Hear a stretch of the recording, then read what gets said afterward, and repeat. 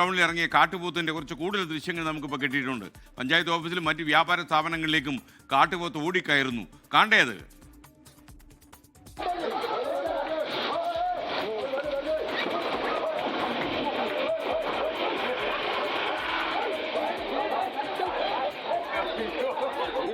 കാട്ടുപോത്തെ ഇടിച്ചു മറിയരുത്. ടൗണിൻ്റെ നടുവിലൂടെയാണ് കാട്ടുപോത്തിൻ്റെ യാത്ര. അപ്പോൾ ഓഫീസിനകത്തോട്ട് കയറിപ്പോയോ കാട്ടുപോത്ത്? ആരോണ്ട് എഴുതി വെച്ചാൽ ലൈസൻസ് പുതുക്കാനെങ്കിലും പോയിരിക്കും.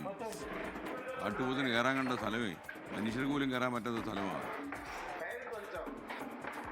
ഒരാൾ കാട്ടുപോത്തിൻ്റെ മേളിൽ ചാടി ഇറങ്ങുന്നത് ഇനി വല്ല വില്ലമല്ലോ കയറി കിടക്കുന്ന എവിടാ ചേട്ടാ താഴേക്ക് വീടല്ലേ കേട്ടോ.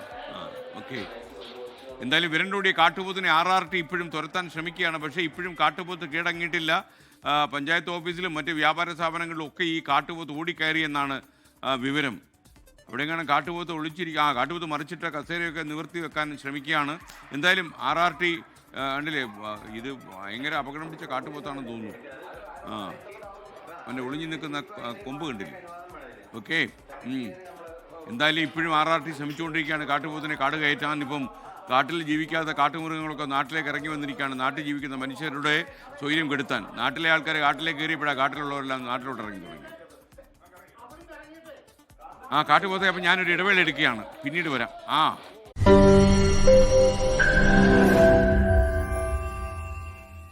ലോകത്തെവിടെയായാലും ഏത് സമയത്തും 24 വാർത്തകളും ഓഗ്മെന്റഡ് റിയാലിറ്റി പാക്കേജുകളും എക്സ്പ്ലെയിനറുകളും വിശദമായി കാണാൻ ഞങ്ങളുടെ യൂട്യൂബ് ചാനൽ നിങ്ങൾക്ക് സബ്സ്ക്രൈബ് ചെയ്യാം.